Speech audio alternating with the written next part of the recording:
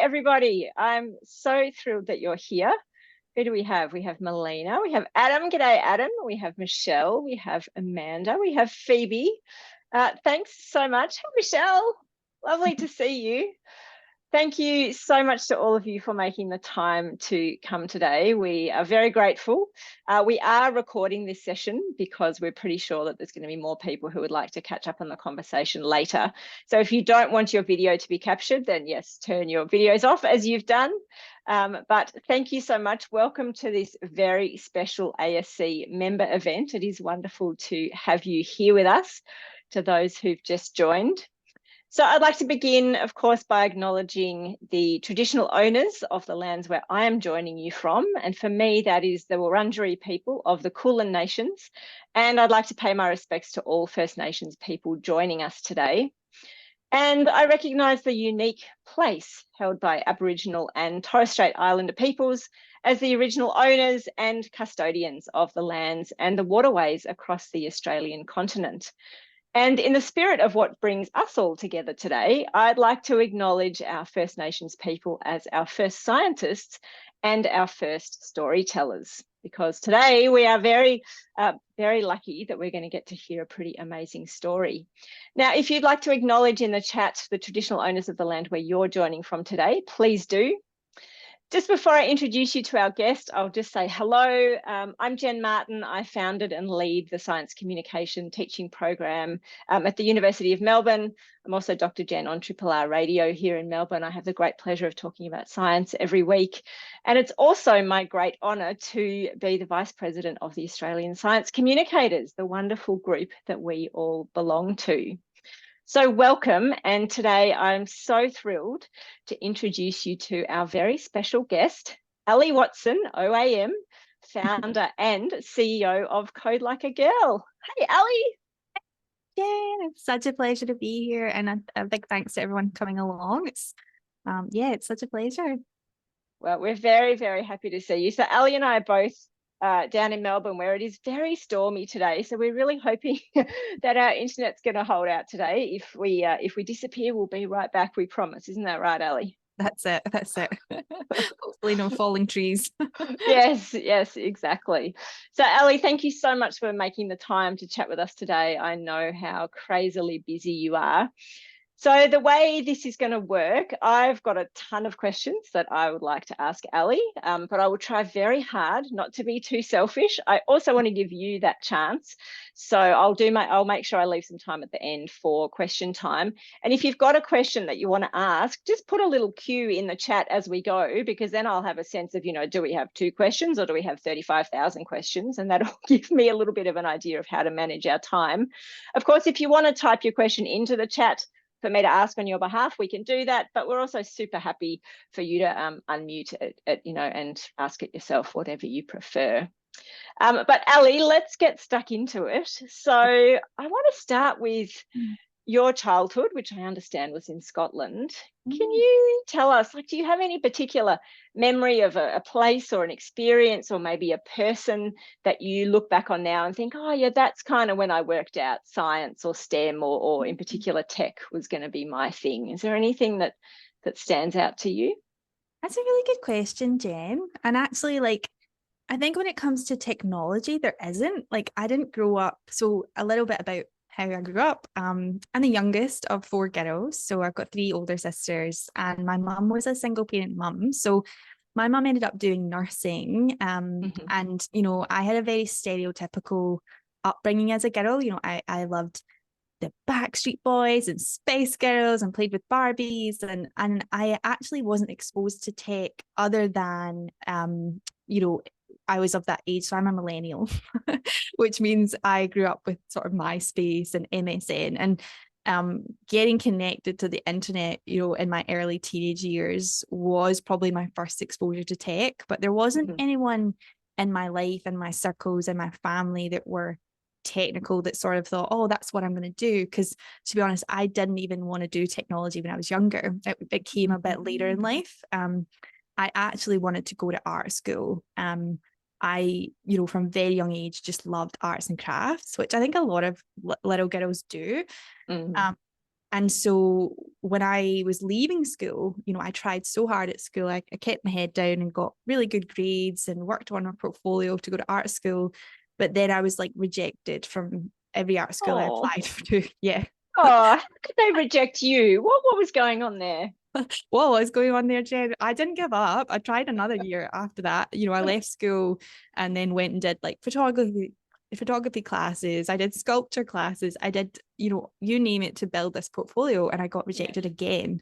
So I was 19 and I was, you know, failing in front of everybody I knew. Like everybody knew that I wanted to do this, and I'd talk about it, you know, that way that it's like you tell people what you want to be when you grow up. And then all my Yeah. friends were getting into their courses accepted, and everybody was sort of moving on. And here was me sitting having a panic that I'd went and worked so hard at school. You know, I got, it's not the same system here, but like I got 4 A's and a B, which is almost like straight A's. And I was failing for the first time in my life. And it was so Wow. devastating and crushing and embarrassing as well. I was so ashamed. Mm. And Mm. Oh, absolutely.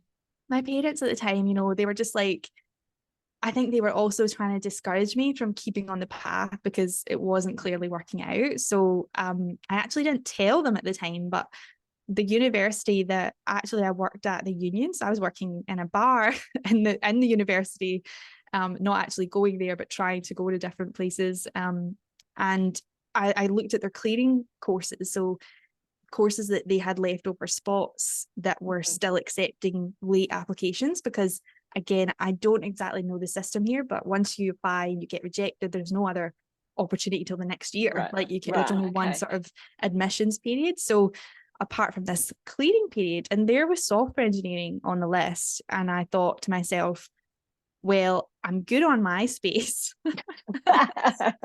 I'm good at maths, and I actually quite enjoy problem solving. That was sort of it. And then I thought, with the lens of graphic design on top of that being an interest and passion, like this kind of sounds like I could do this. And so that's kind of how I got into it. It was totally accidental. There was no inspirational role model. It was like, and then I told my parents, I was like, oh, by the way, I got into university and I'm going to study computing science and software engineering. And I think everybody around me was like, what? You're And doing what? were they delighted for you because it looked like a safer option than art, or were they stressed that you weren't going to like it?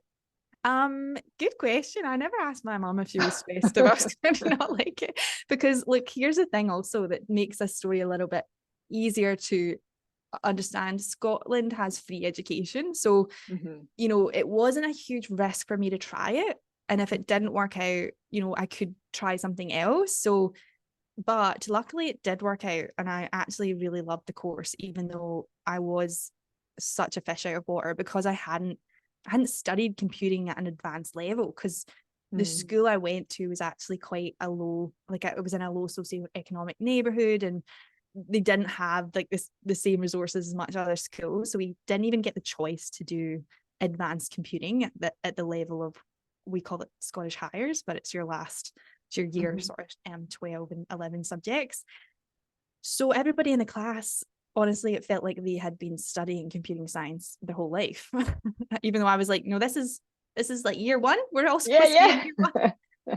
But a lot of them had grown up with computers, and a lot of them had grown Right. up with uncles and dads and, you know, friends that loved building computers and taking them apart and coding them. Like a lot of people in the class Mm. actually, it was almost like they were there just to get a certificate. Like they'd all the knowledge already.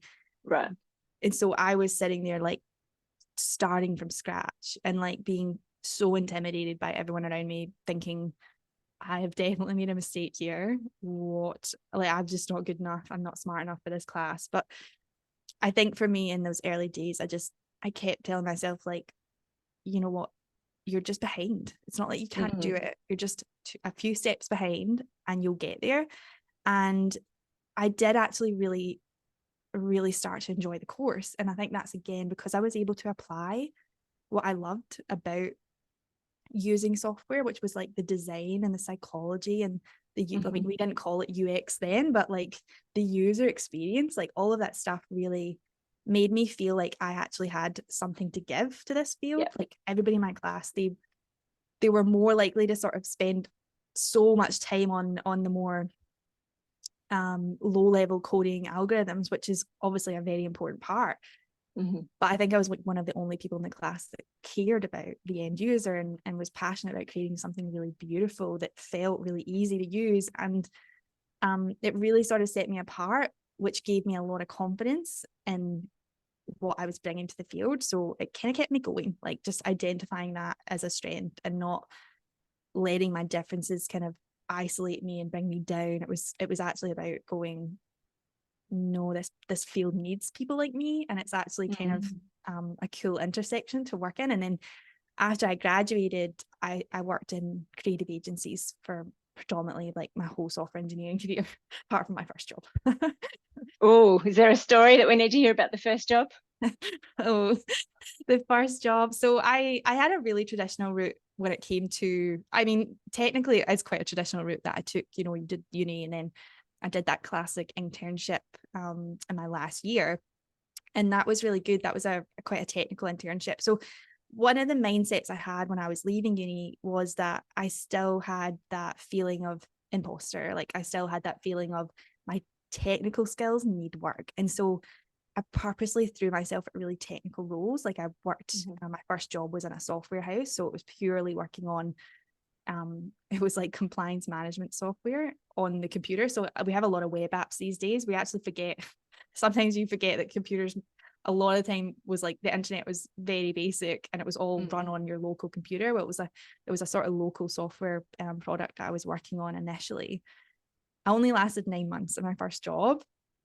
And I remember it was just a bit crushing, to be honest. Like I remember just being just out of uni, dead excited, and I got this first job, and then I found out like I was the only woman in an office of 40 people, and that was all right, but I was really young and quite I felt like it was really hard to like socialize a lot in that first job because most people were there were like middle-aged and sort of upwards. There wasn't that many young people, and then to have that lens of being the only woman as well. And I think also being I'm quite a bubbly person as well. I'm quite chatty and bubbly, and I don't know, sometimes that personality isn't exactly like that popular in that domain, in that industry. I don't say this really nicely. I'm the same sort of person, and I can relate. There are places where people like you and I don't we're not valued in the same way. Yeah, I think that's it. And so I'm not gonna lie, there was a lot of time spent crying in the bathroom because it was such a steep learning curve. But when you've got these layers of imposter syndrome, layers of feeling like you can't be yourself at work, and almost like I also recognize I had a bit of a chip on my shoulder as well. Like I had this kind of like, I've got to prove myself. Like I may be blonde, I may be bubbly, but I can do this, you know? Like, I don't know what was going on with that mindset, but I think it stopped me from lowering some barriers and really asking the dumb questions out loud. So instead I would hold it in a lot. And I've really learned that throughout my career. It's just like, it's actually so beneficial to be, you know, asking the questions and, you know, admit when you really don't know something. Like, and that took me a little while in those early days to get to that place where I had the confidence to be able to do that. I think if it was a female dominated industry, I probably would have got there much quicker. But I think there was that dynamic at play that made that first job really hard. And eventually I sort of figured out after working, I think it was like 9 months on bugs that were 10 years old, Right. that I was not really getting the experience I really wanted to. Lovely. I mean, they were all lovely people, but I ended up after that point realizing like, no, I want to work in a creative agency. So I'd sort of Googled around and found this little boutique agency. I think there was maybe like 10 employees, but they had won BAFTAs for their designs and apps and stuff that they were building. Like they were building apps, which was so cool at the time. Again, like this is 2010, so like a long time ago when the App Store was like still really fresh and everyone was so excited, and getting featured on the App Store was such a big deal. And I remember my first job. So I had no experience in web when I applied for that first job.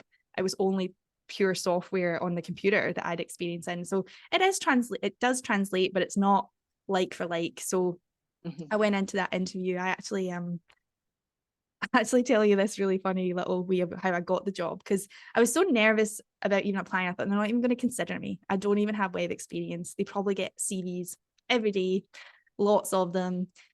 So I was really into my arts and crafts, and I actually have this weird love for analog things. So like analog cameras and analog typewriters. And so I actually created this little postcard that represented who I was. Again, I feel like I'm in my early 20s and you're a little bit optimistic in your 20s where you think this is a good idea. And so I made this tiny little postcard, and it sort of had details about my experience, but also about my passions. And I posted it. So I found out who the technical director was at the company and sent it directly to him. I get this call the day that it's received, literally on the day. And they sort of jokingly are like, "You've been the talk of the office today." You're like, oh no. They were like, "We're all so intrigued. We have to meet you." And so I went in. So great. It's so great, isn't it? And it's, I'll tell you actually, when I stayed at that company for 3.5 years, and the day I left, the boss, the managing director, type wrote me a letter of goodbye as a reference full circle to me for sort of applying for the job, which is getting weirdly emotional because I've been I don't know why I'm very like romanticizing that we passed, but anywho, I learned everything. Sounds like it was a place that you could feel safe and valued and respected in a way that you hadn't experienced in the first job, right? And a place where the very thing that you knew had set you apart from your peers in the course, all the while you're feeling inadequate and ashamed that you don't have the same background, the very thing that set you apart, now you've found people who see that in you and value. I mean, I can imagine that's super emotional. Yeah. Oh, thanks, Jen. That's such an articulate way to put it. Yeah, exactly that. And I applied and I didn't have the skills, but they put me on like lowest salary, and they were like, "Look, let's just teach you everything." So they taught me everything I knew about web. Within those 3.5 years, I doubled my salary just because the acceleration was, I just loved it. I was loving working in the tools. It was a great place to learn. They had such brilliant frameworks in place for teaching you. And I think the team was maybe about 30 by the time I left. So it was really nice to experience like working at a small agency like that, or even just any sort of small business, the product development, the creativity, the way that you sort of go to market with a product, and even just like chatting to the business, having a very personal relationship with the business owners as well was, I think, in hindsight, quite influential to having the courage to sort of do my own thing later on in life. So yes, that was my first couple of jobs. So one that didn't quite work out, and then one that really worked out. So listening to that then, given that you and I have had a little chat and I have some sense of where your career has gone since, there's all these little bits I'm like, oh, I reckon, that must have led to that and that must have led to that. So tell us about the beginning of Code Like a Girl. How did it start? How much was it driven by your experience of being the only woman in your first job? And I have to ask, how much did you know about starting a business? Yeah, so this is my first business. It's also the first time I've managed people as well, which I think is an important skill to have when you're starting a business. So how did it all begin? When I decided to move to Australia, I was only 25. Was that right? Was I 25? Yeah, I was 25. And I moved to Australia because I had always loved reading Frankie magazine. I used to get my newsagent to order it in specifically for me. Oh, that's so cool. How cool is that, isn't it? I was like, I did have my sights set on Melbourne in particular, just because I loved reading these stories of these people in Melbourne who'd started shops or had these arts and crafts sort of ideas, and they've made it a thing, and it just appealed to me as a place to be. I applied for like a working holiday visa, so I was still working at that dream agency, but I'd worked my way up a little bit in that agency, and they even started talking to me about directorship and a path to it, and everything was sort of falling into place. But I was also like, I'm only 25 and I've never left, like I've left Scotland to go on holiday, but I'd never left Scotland to do anything with my life. And I think being the youngest of 4 daughters, I was very shy. I know that probably surprises a lot of people. Like now, I have come a long way, but I was painfully shy when I was 25 and younger. And I just knew I had so much life growing to do, but I didn't know if I could do it where I was. Like all the things around me, I think, were stopping me from being, I don't know who I wanted to be, if that makes any sense. Yeah, of course. And so I just applied for a working holiday. I came over at the time with my ex-partner and you know, I had a few interviews and started working here. So I pretty quickly working as a software engineer at creative agencies, and I was just a little bit like, oh, it's the same here. Like, there's still no girls. Like, that whole experience I had in Scotland, I only worked with 2 other women, and only one of them was a developer. The other one was a tester. And that is honestly, I think sometimes when people hear me talk, it's not that I get on with men a lot, but I think there is an aspect of me that really enjoys female friendship, female companionship. It's what I grew up with. It's what all my besties are sort of quite are all women. So it's like I just missed that aspect of coming to work and having that relationship. So I was really bummed out. Again, first job here, only women on the team. Second job here, only women on the team. And I was just like, wow, like this is it's just rubbish. And I was quite lonely. So I was only here I'd only been here a year and a little bit. And I still just hadn't made really good friends. And that's really important to me. And I remember thinking like, how do I meet people? Like, I'm an adult. How do I properly meet people? So I thought to myself, you know what? I've always wanted to do something in this space. Like, I'd done lots of like interviews for people, like I've done a lot of school talks and things before this point. But I was thinking to myself, maybe I could start something. And the name sort of came to me because of an advert that I'd watched. Again, an advert I'd watched in like my early 20s by a company called Always. And it's like an ad where they interview little boys and little girls, and they say, throw like a girl, show me how you throw like a girl, or right. And so they interview these kids, and it's all about how as young people get older, suddenly doing something like a girl is a bad thing, it's an insult. And it was about claiming that statement back. And I remember at the time loving the ad, being like, it was so compelling. I remember changing my Twitter bio at the time to Ally Watson codes like a girl. At this point, it was like really early. So didn't purchase a domain, didn't have the business idea. It was just something I really resonated with. And so when I was coming up with a name of this event that I wanted to run, Code Like a Girl came up, and the domains were available. And so I registered it, and I registered the event online, and I thought maybe 10 women would come along and we'd share a glass of wine and chat, you know, very casual like this, Jen.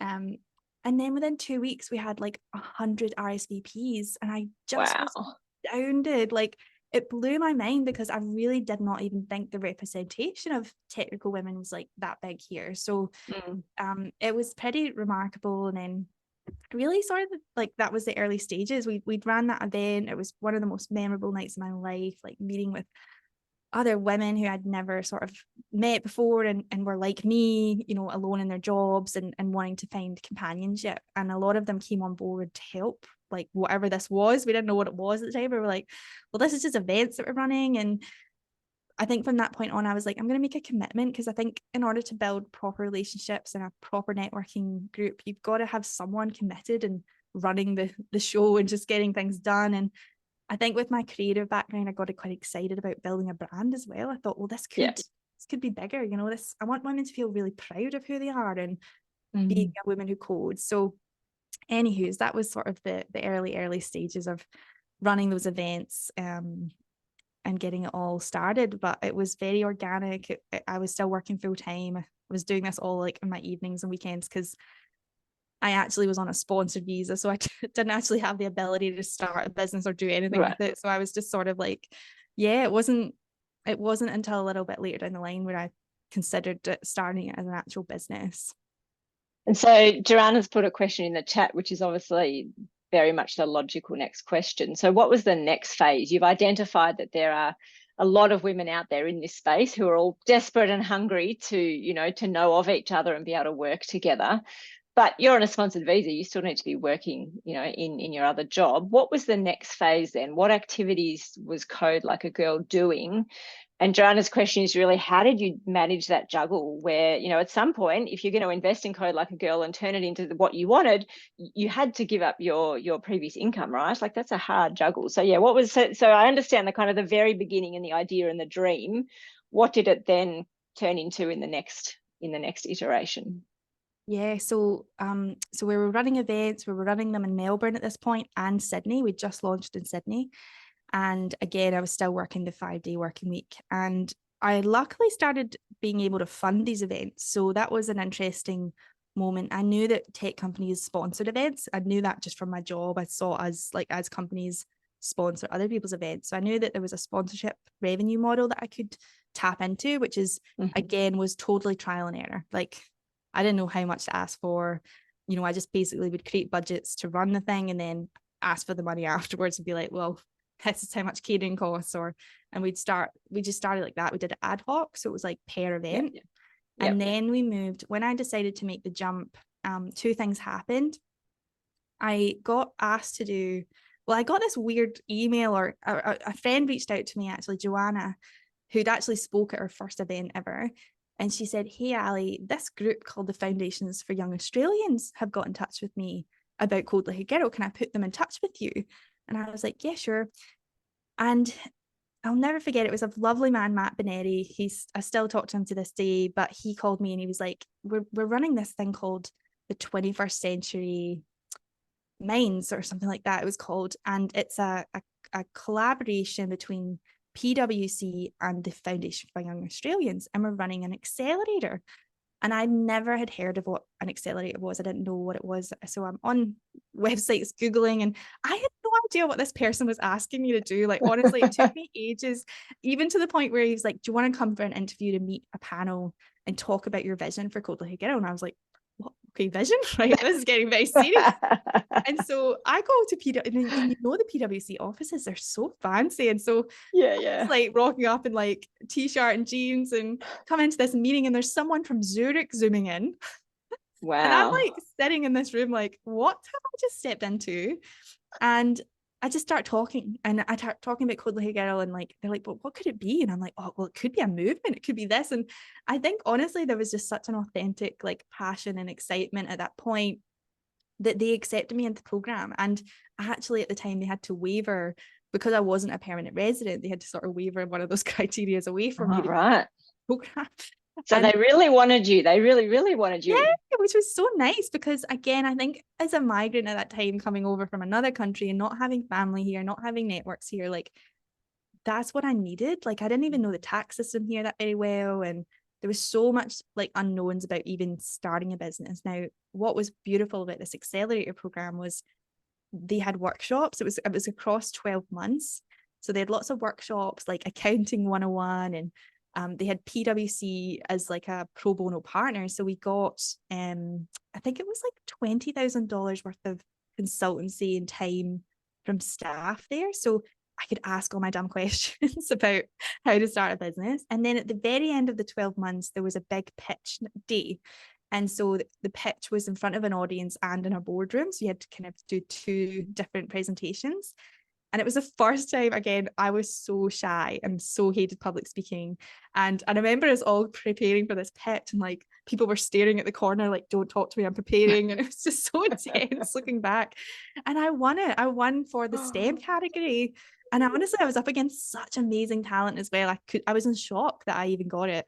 And it was $10,000, which at the time, again, when I didn't even have a business account, I was like, what do I even do with this? So I bought like 20 laptops and started running workshops. So that was when the big transition from like this networking thing moved into I want to create education. So my next thing, and I really just followed this kind of organic passion and what could I do next, and test and trial run. Like there wasn't much of a project plan or business plan at this stage. But with the PwC collaboration, they helped us set up the business. So I was very lucky that PwC, that part of that sort of accelerator program was part of it. And I think there's a lot of accelerator programs out there that are aimed at really early stage businesses that can help you with this stuff.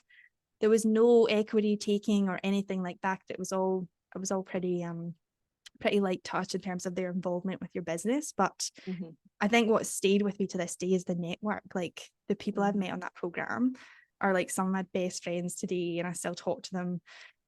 And it's so good having that peer network, because again, I think when you're growing something, it is the stamina that's involved Yeah. is quite intense. And so, sorry, the transition from full time onto the business took us a pivot. So we were obviously charging ad hoc per each event. We were saying, do you want to become a sponsor for this? When we started doing the workshops, we were able to almost create a package for a sponsor and say, look, why don't you sponsor us for 12 months? And we do 5 of these workshops for this age group, and then we do 3 of these events for this age group. So And it these are costs kids this now. much. When you say education, this is running sessions for kids. So you come in with your laptops and you're teaching kids some Yeah. coding. Yeah. So it was all like school holidays. We started off doing little I think it was like 2-hour workshops, like an hour of code. We started off with the workshop for an hour of code where kids and sometimes their parents would come in and we'd teach them coding for an hour. And then we started doing 2-hour workshops. And then the 2-hour workshops turned into coding camps that lasted 2 days. And that's when Wow. the curriculum started to really evolve. That's when I got a school teacher involved as well. My friend Anna Hayes was with me for about 3 years, and she was so amazing to have on board, because honestly, the things you do not know as a normal punter that teachers Yeah. know, and the insight and knowledge they have, and just she was absolutely sensational. So it was like my creativity and my coding knowledge with her ability to translate that to kids was like the perfect marriage. And we were running these camps, and they had such fun curriculum themes. Like we did one that was called Into the Wilderness, and it was all about how big data and technology is used for like conservation of animals and climate change. And then we had one called The Little Hackers, which was a big cybersecurity theme. We had one that was called Magic and Mischief, which was like we taught the kids how to do homework excuse generators using code. So it was so fun. How do We you actually say had a dog ate my homework if the homework's on the computer? it was so fun. It was such a fun time, but it was hard at the same time. It was a really Yeah. hard business model to run. And Yeah.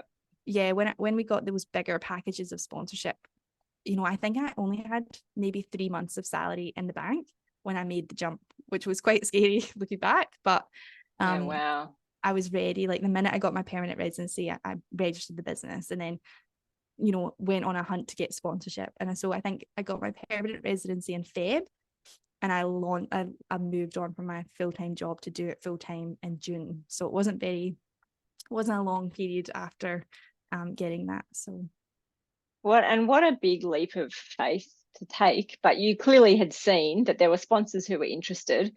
There were absolutely kids who were interested. But given given I know your deep passion for gender equity, was this filling your cup in terms of really tackling the bigger problems that you wanted to tackle, or was there another voice in your head saying maybe Code Like a Girl could be something quite different to this? it's a really good question, Jen, because yeah, there was probably another voice in my head. I think it's quite hard working in the space of young children and trying to make that change at that pipeline level, because the stats are so low. Like little girls are opting out really early from technology curriculums, and the fact that we let them opt out is another story. Yeah, We shouldn't let them absolutely. opt out of these decisions that will impact them. But they are. And there was, what I felt at the time, as much fun as we were having, it was really important for these girls to have that experience at the coding camp, because a lot of them, there was a few that were really into tech, and they were often alone in their class at school. But what was really good for them to come to this camp was that they felt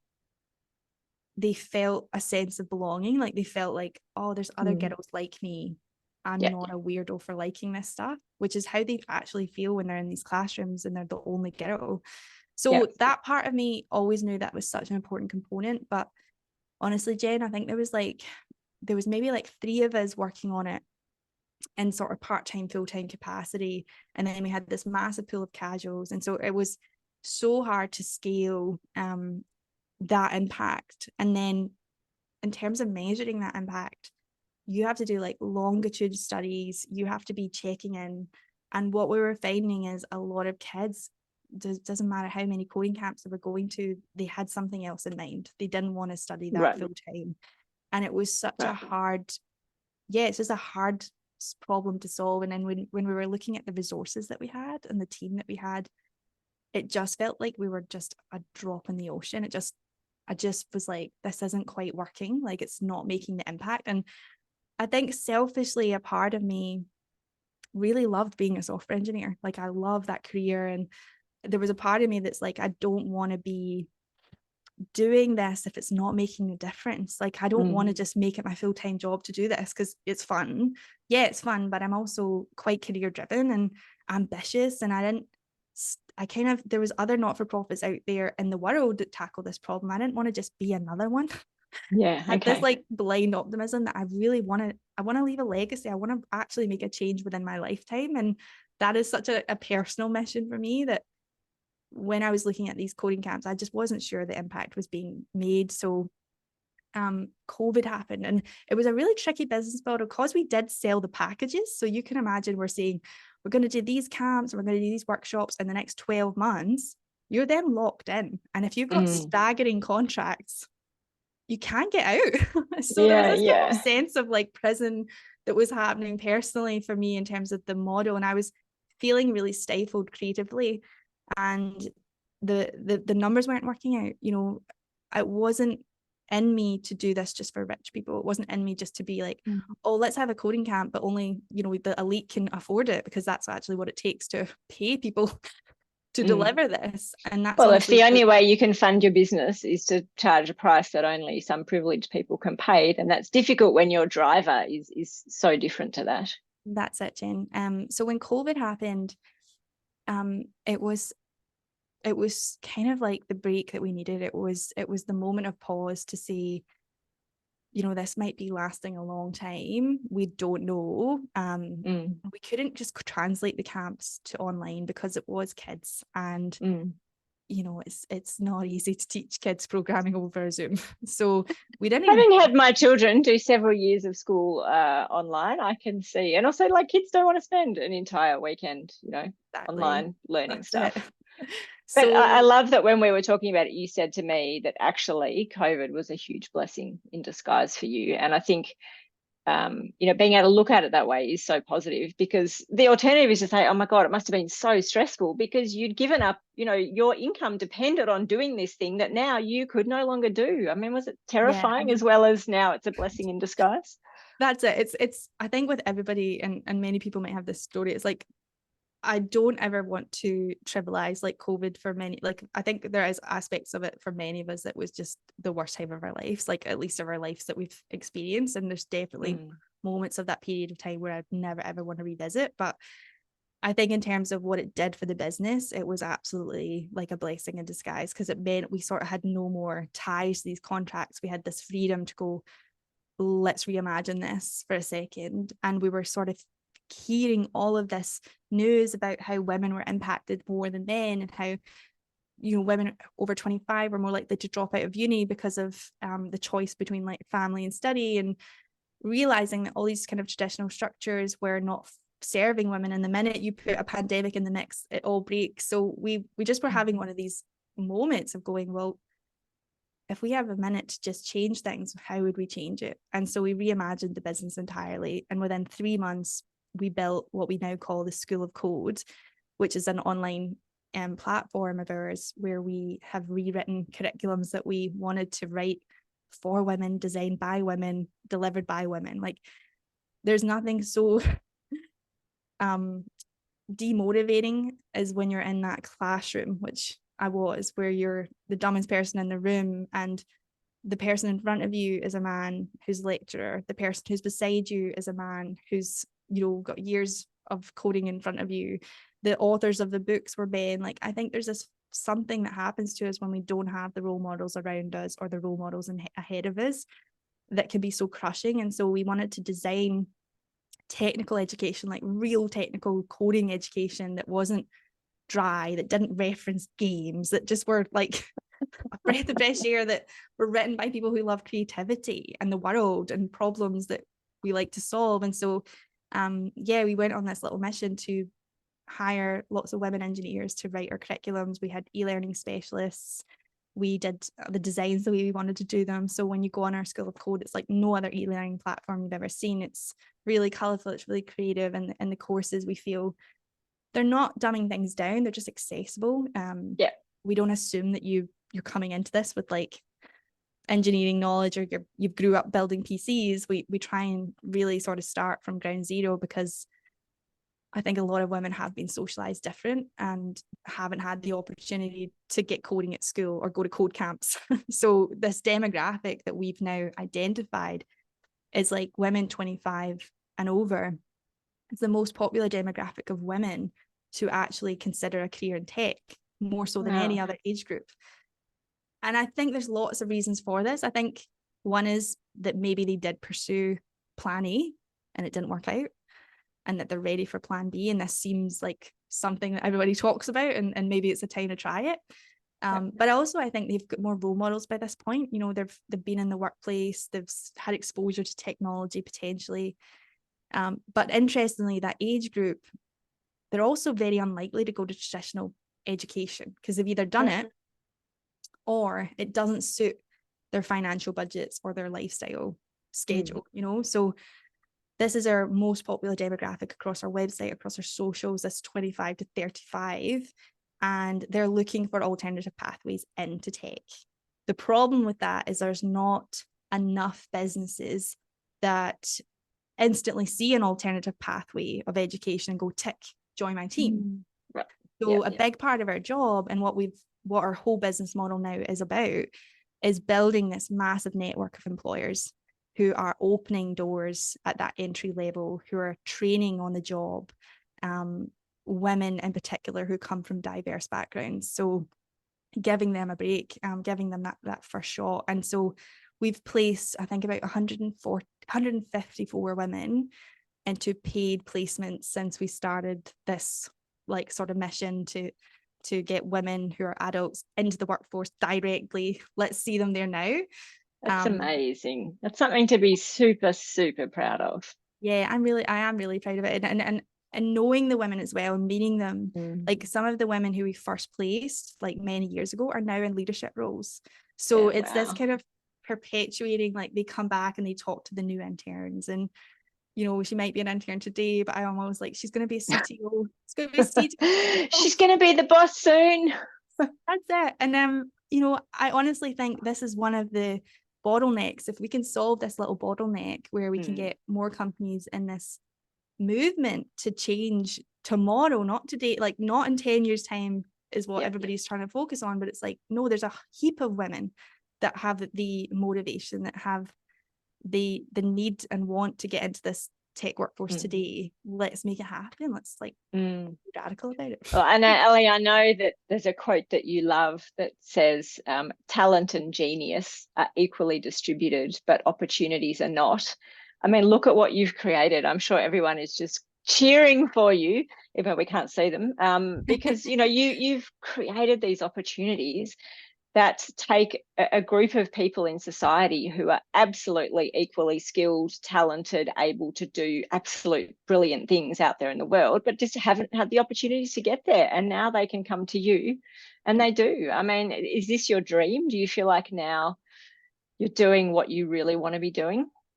I'm so much happier now. Like I didn't realize at the time, like it's genuinely very stressful running a business. I'm sure that's quite obvious knowledge, but I didn't know how unhappy I was until I was happy, if that makes sense. Like I didn't really, I think because I am from that technology background as well, it's been really nice to finally create a technology product. And the way we're sort of doing this business is like, it's with scale in mind, but not compromising on the quality as well. So for example, our courses, you know, the curriculum is quite self-led in terms of the resources that you read and watch and quizzes that you fill in, but every week you meet with a tutor and a group of other students, so you've got that hybrid experience, and that enables us to have that lower cost in terms of the pricing for the students, because again, we know that financial like the finances can sometimes be a barrier in terms of the first steps for people getting access to good education. So it's like not compromising on that, but finding a nice middle ground to make that work.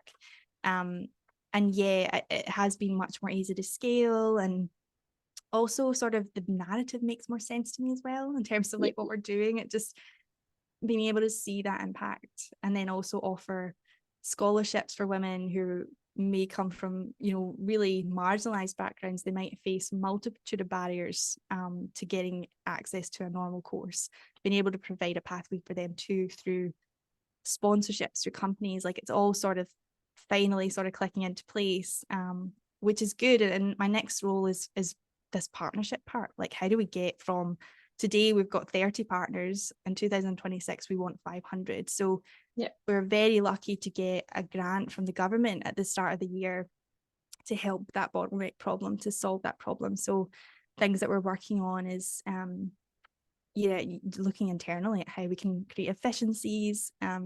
We have like a DEI, a diversity, equity, inclusion assessment that we do on companies. So how do we sort of improve that, make that really robust, so that when we do scale, we don't let the wrong companies in and keep that really, because I think one of the things that we love is I think it's like 96% of our interns who are offered permanent roles at the companies that they intern at, they accept those roles. So they're happy there. They're happy there.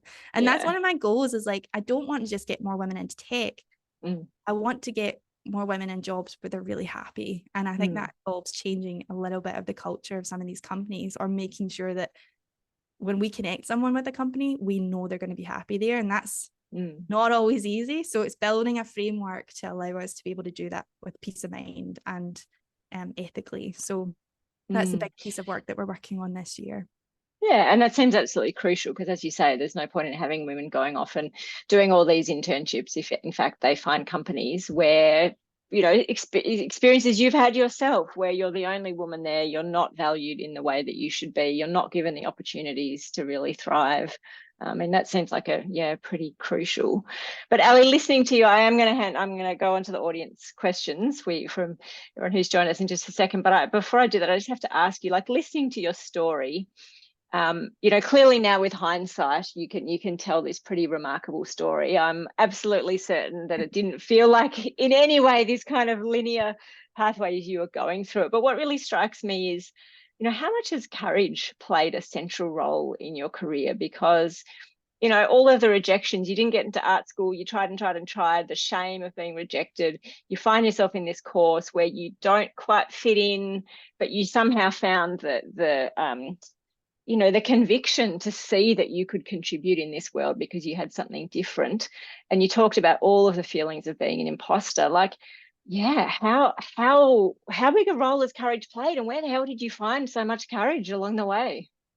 Oh, it's so funny, Jen, that you say that. I don't feel courageous at all. Like, not at all. Sometimes I feel like I'm still that shy, nervous, red-faced little kid. I don't really know. I know that I definitely get, like, my mum has been a massive role model to me, which is, I was just telling Jen before this call, I'm finally bringing her out to Australia. We're going to go to the Great Barrier Reef, which I cannot wait for. But, my mum is a single parent. She grew up in a different world from me. She grew up in a world where, and I see this often with the history of computing and how women have sort of not been able to get a good share of the world and technology through inequality, through gender inequality, that, when my mum was growing up, she just wasn't encouraged to go to university. She was only encouraged to get a husband, only encouraged to have a family. And there she is, in her 40s with 4 children, me being the youngest. And we faced homelessness at one point. We lived in a terrible flat. I do not want to relive those days, but like, a lot of shit came her way, sorry to swear. But she never let it, like, at least she never showed it. But like, I think anytime things got tough for me, I don't know, I always had that comparison of like, well, it's not as tough what mum got through, and she did it. So I think I've always just had that sense of perspective, and also feeling like life isn't supposed to be easy.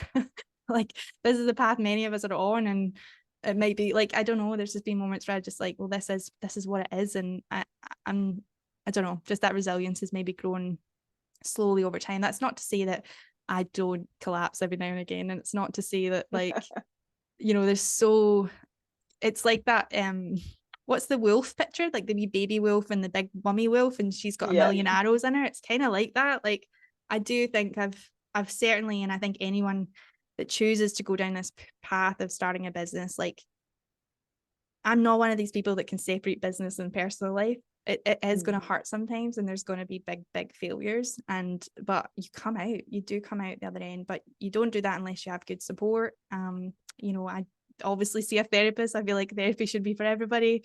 Like, there's just things I do to try and create boundaries and support mechanisms to keep me going. So I don't think it's all me being super strong and amazing. I think it's just over time you build resilience, and the more you get exposed to the bad stuff, I think the stronger you get.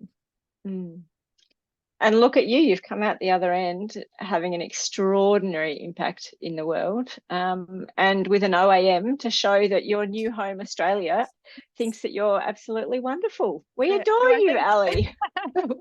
The OAM was such a weird one because I'm not even a parent, I'm not even a citizen. So it came, I didn't even believe it. I thought it was junk mail when it came through. I almost like put it in the bin because I was like, what even is this? I don't think this is real. So I'm actually an honorary OAM, but I'm still an OAM. So it was such a shock. I still feel imposter syndrome, but one of the things I need to keep doing, and anyone that feels this way when they get awarded beautiful things like an OAM, is like, you've got to evidence it. Like, I actually have been working on this for 8 years and did a big career risk, and we've done so many things with this business that have even had global reach. And I think I'm just going to own it. Yes, absolutely. I got that. I can't believe you're not holding it up right now and showing us all. It's right behind me. I'm going to get it. Yeah, get it. Show us. So there's a picture of me. You can see this is my partner. So because it was during COVID,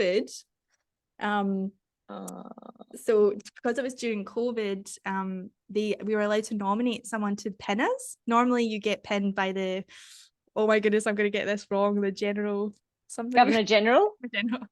But my but my partner, I got to nominate my partner, which was lovely, and my little boy came, and it was really nice. So it was quite unreal. So lovely. Well, I think that's absolutely awesome, Ally, and I could keep gushing for ages, but I'll get in trouble because we do have a couple of specific questions in the chat just in our last couple of minutes. Joanna has a very specific question. How many hours were you working on Code Like a Girl when you were still working full-time back then? So are we talking 50, 60-hour weeks? Like, how did you get that balance? So for anyone who's thinking of making some big jump, what did that look like for you?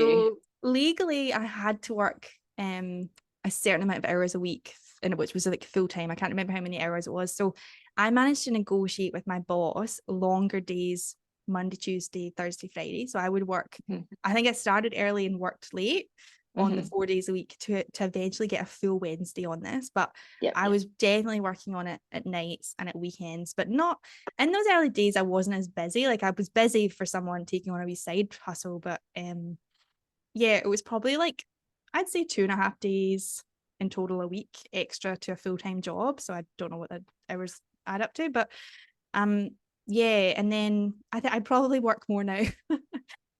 Unfortunately, it doesn't I feel like you just make more work for yourself. But well, that's the problem when you're successful, Ally. If you weren't such a damn success, you wouldn't have to work so much. I would say more like budget constraints there. There's a question here from Amanda talking about the evaluation of education programs. Given that you are targeting girls and young women, what's your sense of the evaluation framework that has been released recently? I have to admit to being completely ignorant here. I don't know. Amanda, do you want to talk to us? Or Ally, do you know which framework we're talking? Is that the STEM equity evaluation framework? If yes. Is Amanda still there?